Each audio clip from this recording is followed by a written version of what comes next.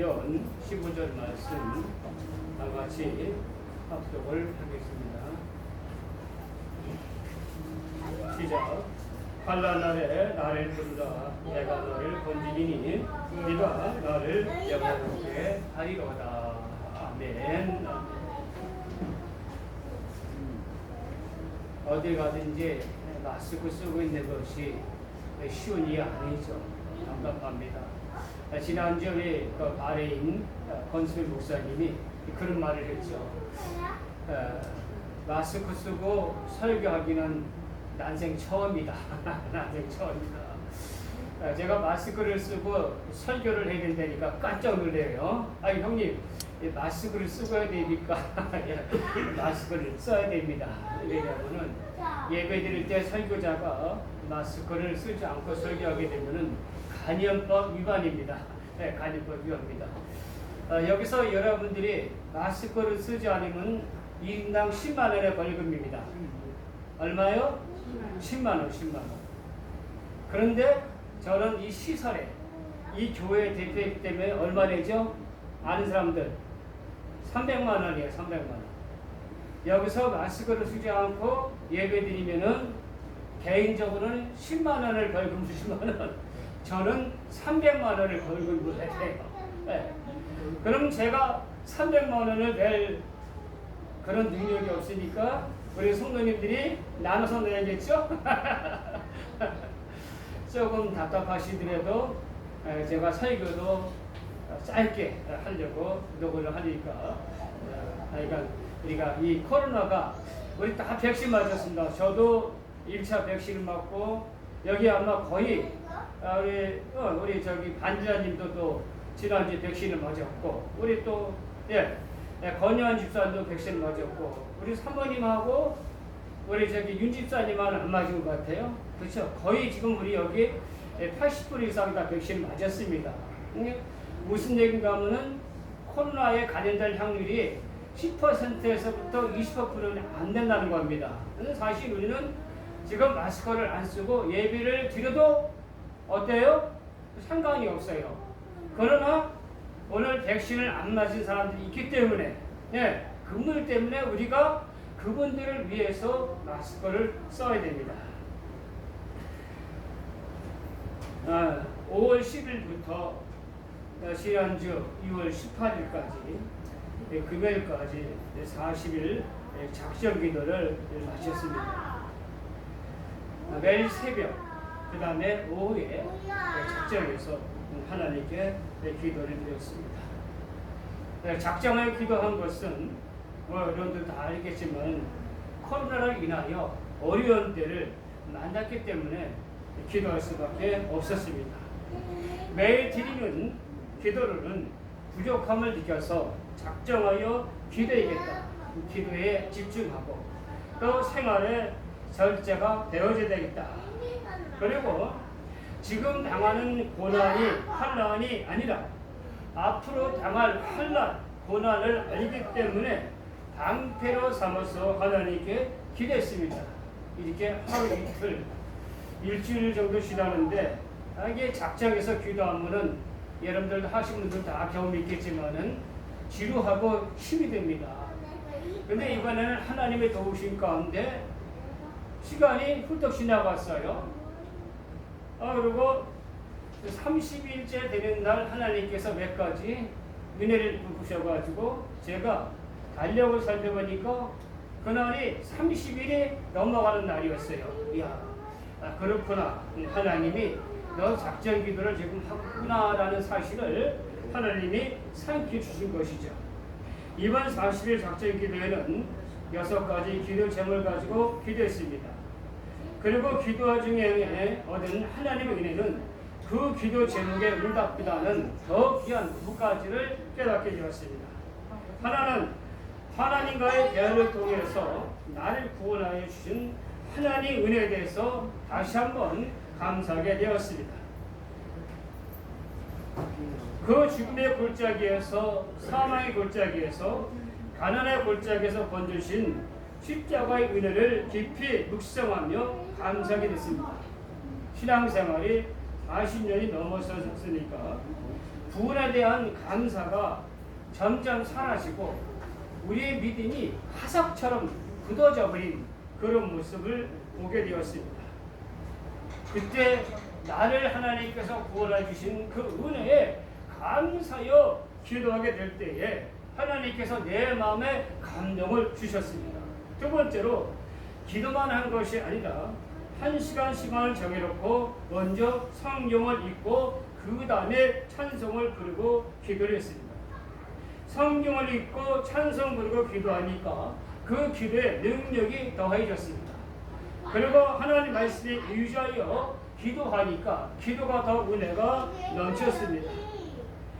지금 기도 응답이 없지만 하나님의 뜻을 내가 해내기 어렵다는 것을 고백하고 하나님의 뜻대로 인도하여 주시고 내가 구하는 것이나 생각하는 것보다 하나님의 계획하신 대로 이루어주심 믿고 기도하게 되었습니다.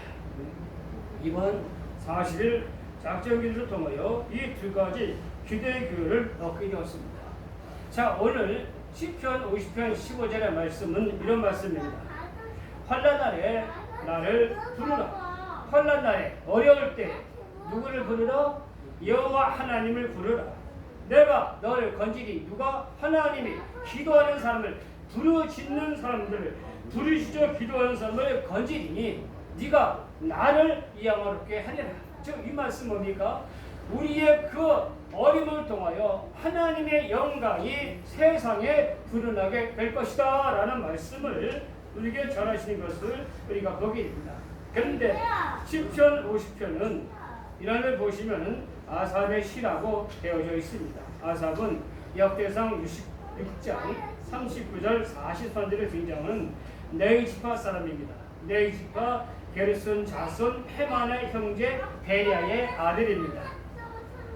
이 아삽은 다윗 왕 때 여호와의 성전에서 봉사하는 성가대가 3계조가 있었습니다.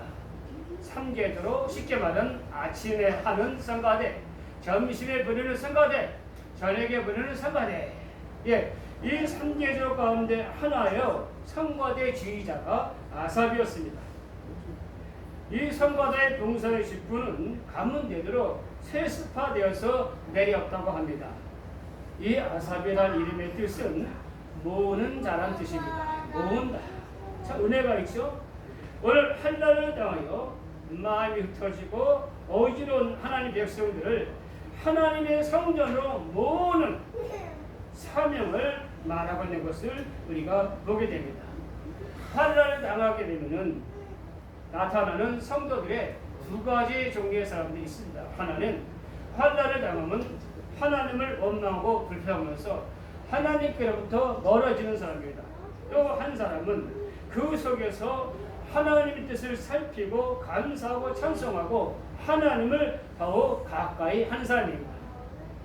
우리는 어떤 사람일까요? 환난을 당할 때 하나님을 멀리하는 사람일까요? 아니면 하나님도 가까이 하는 사람일까요? 그렇다면 성도들은 환난을 당할 때 어떤 기도를 하나님께 드려야 됩니까? 많은 기도가 있지만은 오늘 저는 두 가지만 말씀을 드리려겠다. 첫째, 감사의 기도, 감사의 찬송을 드려야 됩니다. 고린도후서 1장 3절에 말씀하니까 찬송하리라. 그는 우리 주 예수 그리스도의 하나님이시여 자비의 아버지시여 모든 위로의 하나님이시라. 찬송을 부를 때에 감사의 마음에서 부르면 마음이 즐겁고 힘이 넘치게 됩니다. 찬송을 부를 때 힘있게 불러야 됩니다. 힘있게 부를 때에 우리 영혼의 사람의 근육이 강해집니다. 우리 영혼의 사람의 근육이 강해져야 어떤 어려움을 이겨내는 힘을 가지게 되는 것입니다. 그러므로 찬송을 부를 때는 힘있게 부르기를 힘을 써야 됩니다. 사람의 몸도 힘을 써야 근육이 강해지는 것처럼 영혼의 사람도 감사 찬송을 부르게 될 때에 육신의 소욕을 제어하고 세상을 이기는 삶을 살아가게 되는 것입니다. 회화나라 강사 최영도 강사가 쓴 동성가 인생의 고난 중에라는 그런 제목이 있습니다. 그 부제 중에는 1988년 2월 어느 병원의 중환자실에서라는 그런 제목의 시가 찬송이 있습니다. 1988년 2월 최영록 간사는 극심한 고통을 불생하고 도시의 한 병원 응급실을 찾았습니다. 그 당시에 최영록 간사는 도시에서 한 2시간 떨어진 시골에 살고 있었는데 오후부터 배가 아프기 시작했습니다. 괜찮아지겠지 하고 지내다가 결국 고통을 참을 수가 없어서 도시의 응급실을 찾게 되었습니다. 그는 응급실에 누워 있었고 전날 술을 엄청나게 많이 먹은 담당 의사가 눈을 부비며 나왔습니다. 검사 결과 맹장이 터져서 공망염이 되었기 때문에 급히 수술을 해야 한다는 진단이 내렸습니다.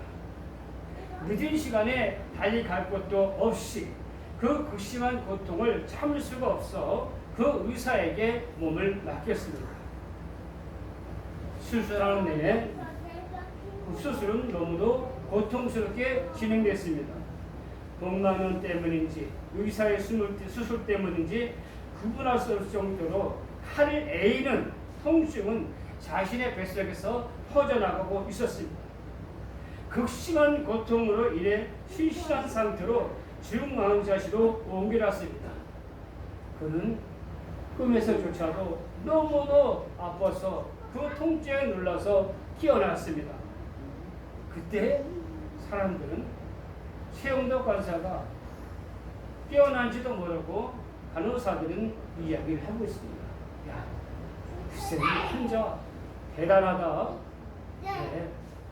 우리 그 선생님이 담당 선생님이 술이 취해가지고 나치 주사를 놓는 걸 잊어버리고 그냥 생으로 수술했다지 않느냐. 나중에 알고 보니까 담당 의사가 술이 취한 상태로 하다가 나치 주사를 놓지 않고 이 최영록 간사의 배를 갈랐다는 겁니다. 생으로 갈라서 생으로 수술했을 때이 그 최영록 간사는 그 극심한 고통 속에 실신을 하고 말았던 것이지요. 그 당시 최영록 간사는 절정의 인기를 다니고 있었습니다. 우리 교회도 찬미라는 책이 있었는데 그 당시 그 찬미라는 책이 온 대한민국의 교회들마다 퍼져나갔습니다. 그 인기, 그 힘, 그 능력은 이루 말할 수 없었습니다. 최영사는 생각했습니다. 오직 하나님을 사랑하고 은혜에 감사하고 성과 작곡을 통해 하나님께 영광을 돌며 살아왔는데 왜 내게 이런 일이 생겼는가? 왜 이런 고난 속에 자신을 밀어넣었는가? 그 하나님 뜻을 알 수 없었습니다. 왜 자신의 배가 아파했으며 왜 하필 이 병원으로 가게 하시고 이 의사를 만나게 해서 수술을 받게 했는지 내 자신의 몸은 마취를 하지 않은 채 갈라지고 파헤쳐야 했는지 끝없는 눈물 속에 고난 속에 임하시는 하나님의 마음을 그는 알게 됐습니다. 이 고난을 통해서 최영록 간사가 깨달은 것은 성숙되길 원하시는 하나님의 사랑이었다는 것입니다. 그래서 그는 고난 중에 나는 그런 찬송시를 그는 짓게 되었는데 그 내용이 이런 내용입니다. 당신의 일생 중에 이해할 수 없는 엄청난 고난이 닥칠 때에 당신은 하나님께 감사하십시오. 뼈를 깎아 살을 에이는 고통 후에 아름다운 진주가 탄생돼도 이 고난을 말미암아 하나님 당신을 성숙시키기를 원해요. 때론 압력으로부터 부는 따스한 봄기운처럼 때론 한여름 몰아치는 대난 폭풍우처럼 그 시험은 당신에게 다가올 것입니다. 아무도 하나님의 온전하신 뜻을 알 수 없어요. 그 고난을 통해 당신을 성장케 하시려는지 그 고난을 통해 당신을 매질하시려는지 그러나 우리가 분명히 기억할 것은 그 모든 고난을 그분의 사랑으로 인한 것이라는 사실을 분명히 기억해야 돼요. 그렇죠? 우리의 믿음이 무엇입니까? 아무리 어려움을 당해도 하나님의 신실하심을 굳세게 믿고 의지하는 것입니다. 제가 가끔 이런 설교를 간증을 드리지만은 제가 30년 전에 초보 운전대입니다. 안양 장원인을 갔다가 밤늦게 집을 나왔는데 집으로 가기 위해서 출발했는데 그만 길을 잘못 따랐습니다. 지금처럼 내비가 있던 시대도 아니었습니다. 오직 감으로 눈썰미로만 운전했던 시대였습니다. 앞이 제대로 캄캄하게 보이지 않는 캄캄한 밤, 또 그날따라 비가 억수같이 쏟아져 가지고 앞도 더 보이지 않습니다. 그런데 길을 잘못 들은 겁니다. 이 길인지 저 길인지 잘못된 길을 들어가지고 길을 찾느라고 등에 식은땀이 나가지고 얼마나 고생을 했는지 모릅니다. 그렇게 어떻게든지 길을 찾아서 집으로 돌아가게 되었습니다. 다음날 운전대를 잡고 도로로 나갔습니다. 그런데 놀라운 일이 생겼습니다. 제 눈의 시야가 넓어진 겁니다. 거짓말이 아니라 앞에 조금 보였던 시야가 눈이 활짝 열려진 겁니다. 그리고 운전하는데 조금도 두려움도 겁도 사라졌습니다. 고난은 이것은 평생 운전을 해야 하는 내가 스스로 터득해야 하는 것임을 하나님이 알았기 때문에 하나님은 그 고난의 방법을 통해서 내가 스스로 깨우치기를 원하시는 것입니다. 고난은 우리 영적 성숙을 위한 하나님 뜻이 있음을 믿고 감사 찬송하며 기도해야 될 줄로 믿습니다. 두 번째로 환난 날에 전적으로 하나님만 의지하고 하나님께서 건지실 것을 믿고 기도해야 됩니다. 고린도후서 1장 9절에서부터 10절의 말씀 보게 되면 이런 말씀이 있습니다. 우리는 우리 자신이 사형 선고를 받은 줄 알았으니 이는 우리로 자기를 의지하지 말고 오직 죽은 자를 다시 살리시는 하나님만 의지하게 하십니다. 그가 이같이 큰 사망에서 우리를 건지셨고 또 건질 것이며 이후에도 건지시기를 그에게 바라노라. 사도 바울이 예수님을 만나고 나서 예수님을 증거하다가 얼마나 많은 고통을 하겠습니까? 3번 돌에 맞아 죽을 뻔했습니다. 40일 감한 태장을 5번씩이나 맞았습니다. 배가 파손해서 물속에 빠져 죽을 뻔했습니다.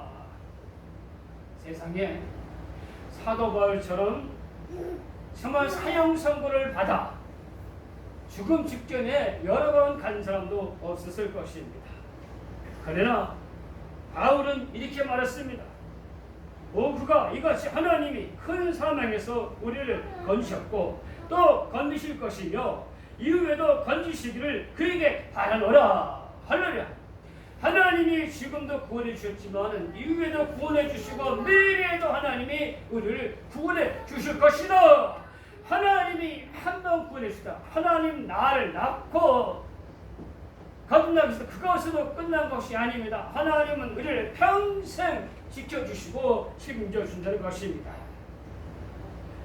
시편 9편 10절에 봤습니까? 여호와여 주의 이름을 아는 자는 주를 의지하오리니 이는 주를 찾는 자들 버리지 아니하심이니이다. 할렐루야.